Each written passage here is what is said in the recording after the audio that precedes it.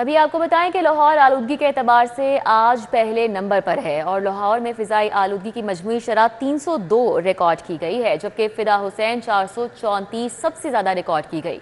शहरियों को मास्क लगाने की और गैर ज़रूरी सफ़र से इज्तनाब करने की हिदायत जारी की जा रही हैं। जुमेरात को शहर लाहौर में बारिश बरसने की भी महकमा मौसमियात की जानिब से नवीद सुना दी गई है।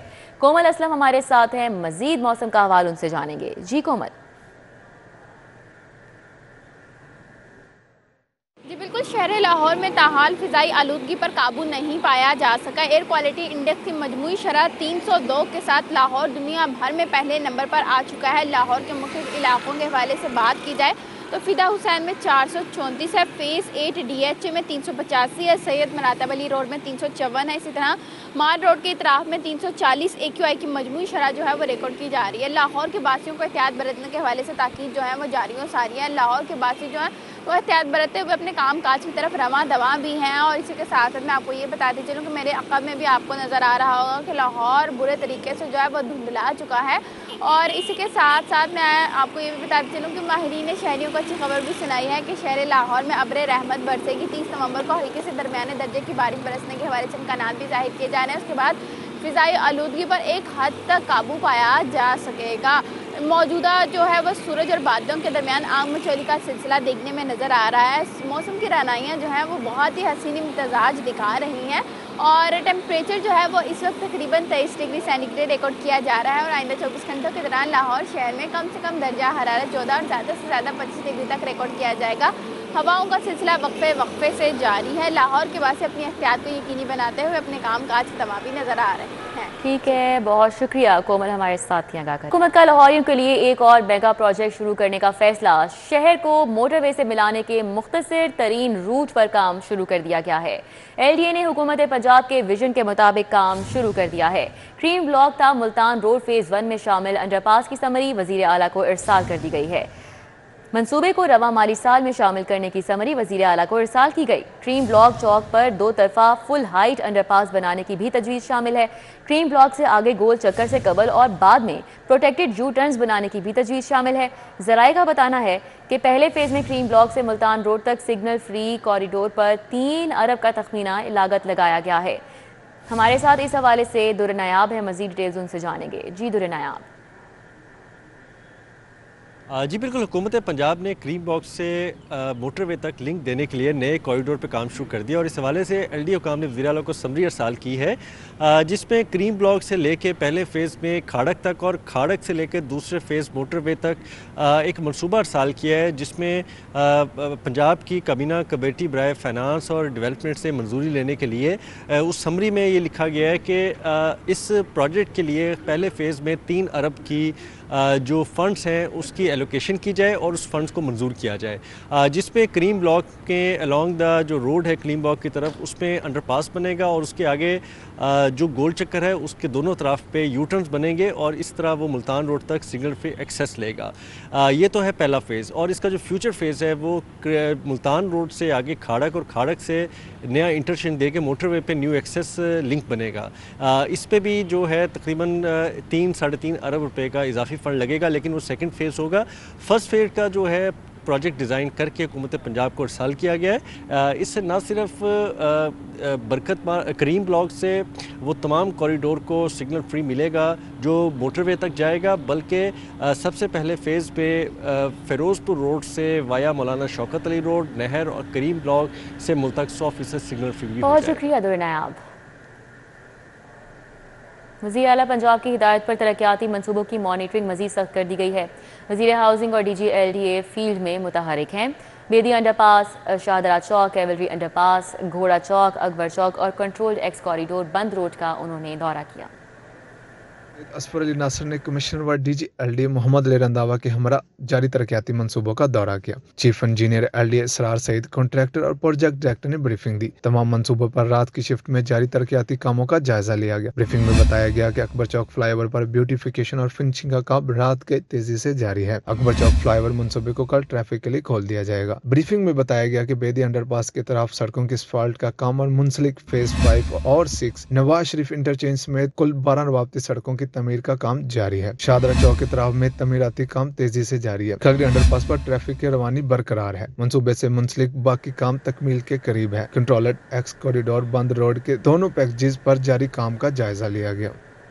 टीचिंग अस्पतालों के आउटडोर में हड़ताल का तीसरा रोज। गुजरात में मकतूल डॉक्टर ज़ीशान के कातिल गिरफ्तार न होने पर हड़ताल की गई।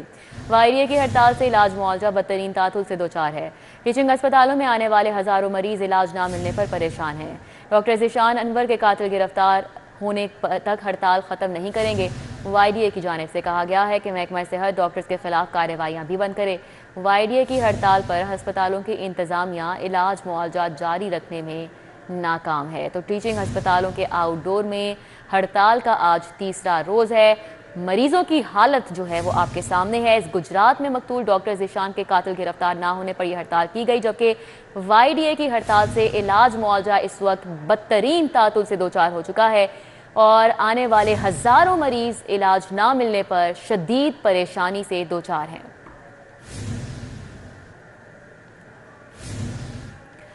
अभी आपको बताएं, पंजाब की गला मंडियों में गंदम की किल्लत बढ़ने से कीमत भी बढ़ गई है। पंजाब की गला मंडियों में गंदम 150 रुपए फी मन महंगी हो गई है। मुख्तलिफ अजला में गंदम 5550 रुपए फी मन तक फरोख्त की जा रही है। हमारे साथ शहजाद खान अब्दाली हैं, डिटेल्स बताएंगे। जी शहजाद। पंजाब भर में इजनास की मंडियों में गंदम की कीमत में फिर से इजाफे का सिलसिला शुरू हो गया है।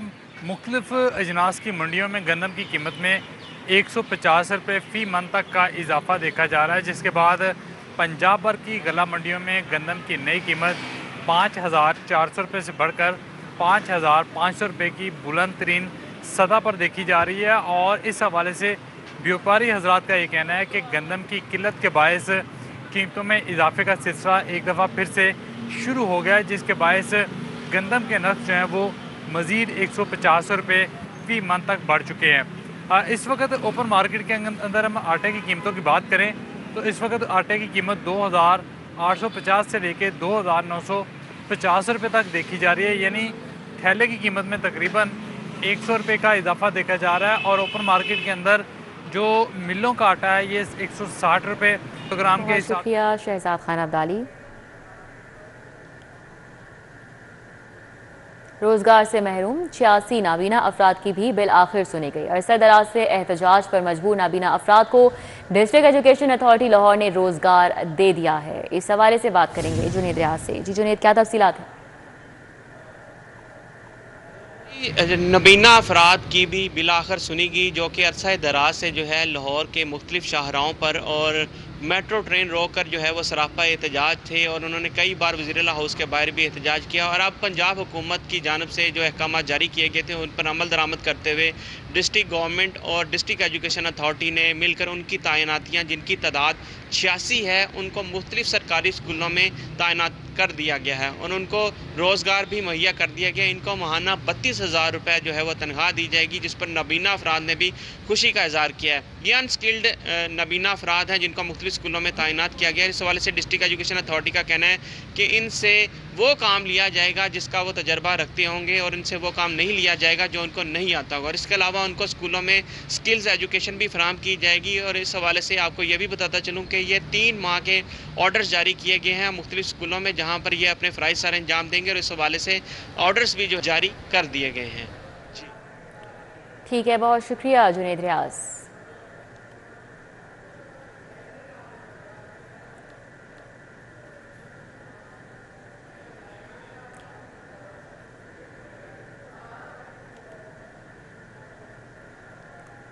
आपको बताएं कि लेस्को का स्मार्ट बिलिंग प्रोजेक्ट टिकट्स की रीफंडिंग में इजाफा, रोशन घर बैगर होम में तब्दील कर दिया गया है। थानेदार की बदमाशी, IT मुलाजमीन की नाअहली, इसके हवाले से आपको अपडेट कर रहे हैं।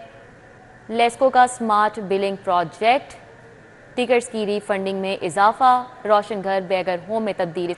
लेस्को ने स्मार्ट बिलिंग मंसूबे पर अमल दरामद के लिए इकदाम शुरू कर दिए हैं। कंपनी ने तमाम सारिफीन से ईमेल एड्रेस और मोबाइल नंबर लेने का फैसला किया है। लेस्को के 64 लाख सारिफीन से ईमेल एड्रेस और मोबाइल नंबर लिए जाएंगे। इस हवाले से बात कर लेते हैं शाहीन अतीक से। जी शाहीन अतीक। कंपनी की जानिब से स्मार्ट बिलिंग प्रोजेक्ट पर बाज़ाब्ता तौर पर काम शुरू कर दिया गया है और ज़रा ने यह बताया है कि कंपनी की तमाम डिवीजन और सब डिवीजन की सतह पर यह अहकाम जारी किए गए हैं कि जो सार्फिन हैं उनके ईमेल एड्रेस और उसके साथ साथ मोबाइल नंबर का डाटा मुरतब किया जाए और उसके बाद उसको IT सेंटर जमा करवाया जाए, जिसका बुनियादी मकसद यही होगा कि लेस्को की जानिब से जो बिजली के बिल अब पेपर की सूरत में घरों में डिलीवर किए जाते हैं, इसका मुकम्मल तौर पर ख़ात्मा हो जाएगा और सार्फिन के लिए बिलिंग का निज़ाम सामने आ जाएगा। ईमेल के ज़रिए उनको बिल भिजवाया जाएगा, जिसकी बुनियाद पर वो अपना बिल जमा करवा सकेंगे। इस काम का इस प्रोजेक्ट शुरू करने का बुनियादी मकसद ये है कि कंपनी में पेपरलेस पॉलिसी जो है वो शुरू की गई है, जिसके तहत ना सिर्फ मटीरियल मैनेजमेंट बल्कि उसके साथ साथ फिनांस का जो शोबा है और HR डिपार्टमेंट जो है, यहाँ पर भी पहले ERP सिस्टम उड़ाया गया है। अब ये कोशिश की जा रही है कि ठीक है शाहिद नदीम सिप्रा, बहुत शुक्रिया।